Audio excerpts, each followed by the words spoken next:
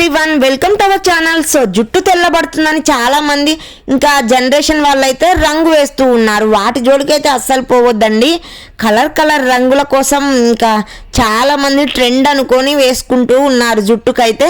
So జుట్టు తెల్లబడిందని రంగు వేస్తున్నారా లేక ట్రెండ్ అని కలర్ స్ట్రీకింగ్ చేయించుకుంటున్నారా? సో సెలూన్ షాపులలో ఇంకా బ్యూటీ పార్లర్లో ఏ రకంగా డై వేసినా కూడా చాలా ప్రమాదం అండి.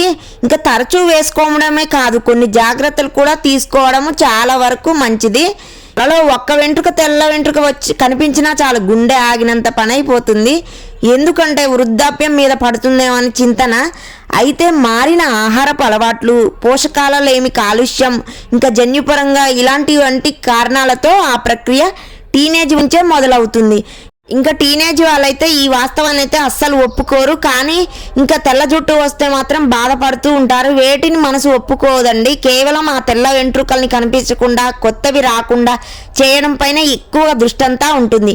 అందుకే దాన్ని అలా చూసి ఓ క్షణాన చుట్టుపక్కల ఇంకా ఉన్న వాటిని లాగేసుకుంటే అమ్మాయి అని ఊపిరి పీల్చుకునేలోగానే కుప్పలు తెప్పలుగా కనిపిస్తాయి మన జుట్టు తెల్ల వెంట్రుకలు అయితే. ఇక అది మొదలు వాటిని ఎలా దాచిపెడదామా అన్న ఆలోచనే వస్తుంది. ఈ క్రమంలోనే హెయిర్ డై వేయడానికి సిద్ధపడిపోతున్నారు. ఇంకొందరేమో ఫ్యాషన్ పేరుతో కలర్ స్ట్రీకింగ్ చేయించుకుంటున్నారు. అసలు ఎలాంటి తెల్ల హెయిర్ లేకపోయినా కూడా ఇంకా కొత్త రకాల స్ట్రీకింగ్ హెయిర్ స్టైల్స్ ఇంకా కలర్స్ అయితే వేయించుకుంటున్నారు. అప్పుడు ఏం చేసేవారంటే ప్రాచీన కాలం నుంచి భారతీయులు నల్లటి కురుల కోసం తాపత్రయపడేవారు. కానీ హెన్నా, ఇండిగోలతో పాటు జుట్టు తెల్లబడకుండా ఉండేందుకు ఆముదం, నువ్వుల నూనె వంటి వాటిని ఉపయోగించేవారు. ఆయుర్వేద గ్రంథాల్లో కేశ జుట్టు రంగు మార్చేవిగా బిల్వ, భృంగరాజు వంటి వాటినే ప్రస్తావన ఉంది. అయితే కాలక్రమంలో వచ్చిన సింథటిక్ హెయిర్ డైలు అయితే తక్షణ పరిష్కారం చూపించిన వెంటనే ముప్పుని తెచ్చిపెడుతున్నాయండి. తొందరగా 5 minutesలో హెయిర్ కలర్ అయితే చేంజ్ అవుతుంది. అంత కలరు ఇంకా తొందరగా చేంజ్ అయ్యే వాటినైతే ఎక్కువగా వేటినైనా నమ్మకూడదండి.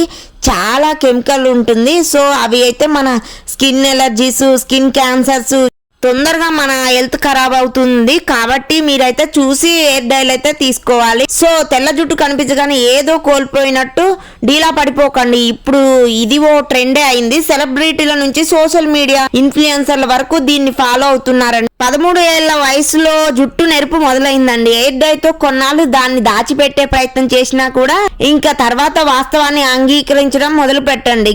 రసాయన రంగులతో మీకేమైనా అలర్జీలు ఉన్నాయేమో ముందే గమనించుకోవాలి. చెవి వెనుక జుట్టుకి కొద్దిగా వేసి ప్యాచ్ టెస్ట్ అయితే ఖచ్చితంగా చేసుకోవాలండి. ప్యాచ్ టెస్ట్ అంటే ఏం లేదండి, చెవి వెనుక కొంచెం ఎయిర్ డైన్ అయితే వేసి చూడాలి. 48 గంటల వరకు ఎటువంటి నెగటివ్ ఫలితాలు లేకుంటే మాత్రం వాడుకోవచ్చు. అది తప్పని పరిస్థితుల్లో మితంగానే వాడుకోవాలి. ఎక్కువ రోజులు కలర్ అయితే నిలిచి ఉండాలంటే మాత్రం తరచూ తలస్నానాలు చేయవద్దు. సూర్యకాంతి నుంచి జుట్టుని కాపాడుకోవడానికి స్కార్ప్, టోపీలను వాడండి. స్కార్ప్ వేసుకోవడం వల్ల ఇంకా మనకి ఎలాంటి పొల్యూషన్ ఇవన్నీ పడవు కాబట్టి మన హెయిర్ అనేది చాలా హెల్దీగా ఉంటుంది. లేదంటే యూవీ కిరణాలు అయితే కలర్ త్వరగా పోయేలా చేయడంతో జుట్టుని పాడు చేస్తాయండి. జుట్టుకి రంగు వేసుకున్నాక కొన్ని రోజులు వేడి నీళ్ళతో స్నానం చేయకపోవడమే మేలు. ఎక్కువగా వేడి నీళ్ళతో స్నానం చేయడం వల్ల జుట్టు రంగు అనేది తొందరగా పోతుంది. జుట్టుకి కలరింగ్ చేసిన వారం రోజులు బ్రో డ్రైయింగ్, స్ట్రైటనింగ్ వంటివి అయితే చేయొద్దు. కోల్పోయిన తేమను పొందడానికి వారానికి ఒకసారి కొబ్బరి నూనె లేదా ఆర్గానిక్ నూనెతో ఎయిర్ మసాజ్ అయితే చేసుకోండి. జుట్టు రంగు వేసుకోవడం తప్పనిసరి అనుకున్నప్పుడు కొన్ని జాగ్రత్తలు తప్పక తీసుకోవాల్సింది. మార్కెట్లో దొరికే ఖచ్చితంగా హెయిర్ డైలన్నీ అస్సలు వాడకండి. నేనైతే 1000% చెప్తాను.